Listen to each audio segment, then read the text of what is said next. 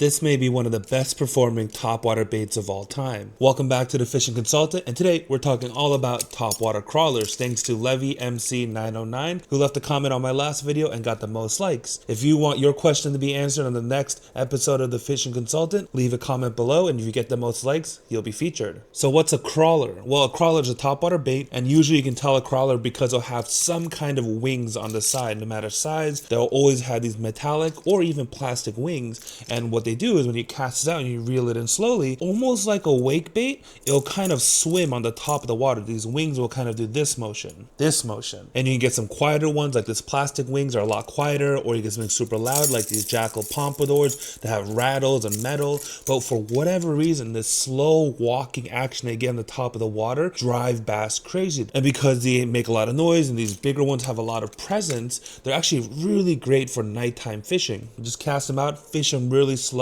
and that splash is something the bass can come and find. Some of my favorite, there's the Deka Dodge. This is from Raid Japan. This is the Deka, which is the big version, and then there's a smaller Dodge, like a normal Dodge. But my personal favorite is going to be the Jackall Pompadour. This is the Pompadour Junior. They make a slightly bigger one that's a little bigger, but these junior sized pompadours just flat out catch fish. I've caught more bass on topwater on these crawlers than any other topwater I have. And this one's from D-Style, I believe. It's just a type of crawler that is black. It's actually my kind of go-to for nighttime fishing just because it's all blacked out. So how do we fish the crawlers? Well, the first thing to remember is that it's a crawler and not a runner, right? So we cast these out on fluorocarbon. You can get away with fluorocarbon line because these are pretty high floating baits, but generally braid or monofilament is going to be your best friend because there's so many treble hooks on these baits. You're going to cast that out and then you're going to slowly retrieve.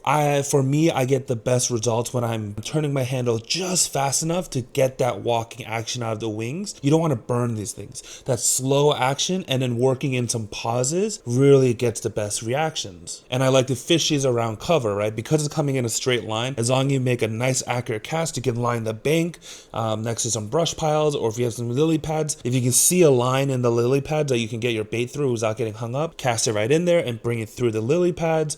Going parallel to any hard walls in a pond or lake are a really great option. Anywhere the bass can kind of trap this thing or ambush it, it's a great place to. So thanks for being here for this episode of The Fishing Consultant. Leave a comment or a question below, and if you get the most likes, you'll be featured on the next video. So what are you waiting for? Get out there.